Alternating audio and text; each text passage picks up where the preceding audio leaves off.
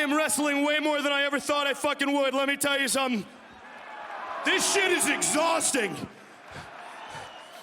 Now I want to tell a very quick story, and it's about the man across the ring from me.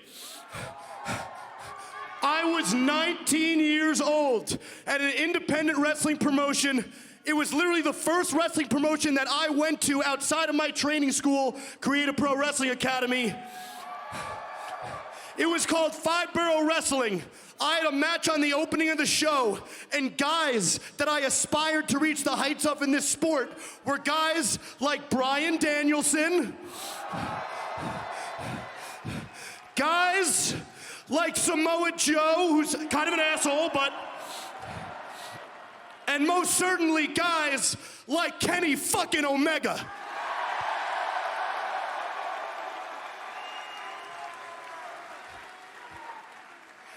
Now that night, you had no reason to stop and watch my match. I was a piss pot, but you watched my match, you pulled me to the side, and you let me pick your brain that night, and you might not remember that, but I sure as hell do. Without Kenny Omega, without the Bucks, without Cody Rhodes, and without Tony Khan, who might be a fucking mark, but he's a visionary, All Elite Wrestling does not exist. Therefore, your world champion, Maxwell Jacob Friedman, does not exist. Now, I'll be honest, I still don't know what I'm gonna do for the bidding war of 2024. But what I do know is that when I get the opportunity to wrestle the best bout machine, Kenny Omega, it tends to sway my opinions a little bit.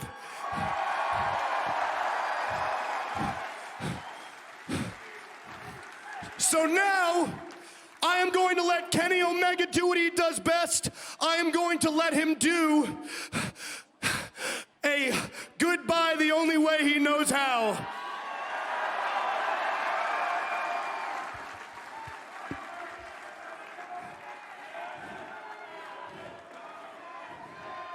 I've got to thank you for the kind words, Max. And I'm not one to ever ask for a favor, but these squeaky wheels weren't what they used to be. So if I could ask for your hand one more time so I could stand up and address these wonderful people, that'd be mighty kind of you. Thanks, pal. Oh.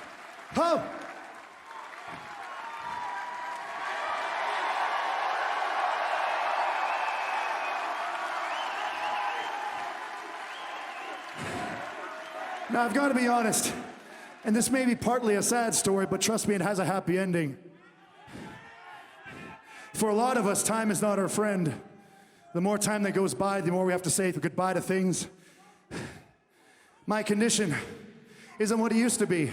I'm not even sure if I can call myself the best bout machine anymore. And for a pocket in time, that was a very sad reality because there was no one left to take my place. But now, I can say goodbye to these things with a smile because we do have people like MJF that are willing to not only take the ball, but run with it and run with it further than I ever could. So though I thought I'd be a little salty with you breaking my record, now I can be proud that the championship belt is in the right hands. So MJF, yes, Jay White and I go a long way back. Jay White may not be willing to tell you, but there was once upon a time when he used to wash my dirty laundry. So you'd think I'd be able to look upon him with some kind of fondness, but rest assured, I am cheering for you to get your belt back. I am cheering for you to lead this company into the promised land, and I'm cheering for you to represent AEW and all these wonderful people for years and years and years to come.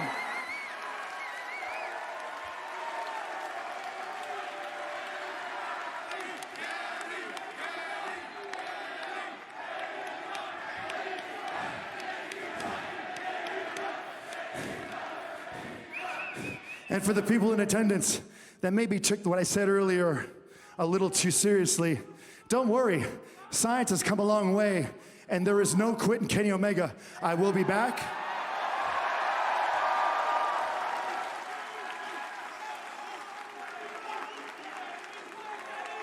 I will be back, and rest assured, Kenny Omega doesn't know what it's like to be an opening act.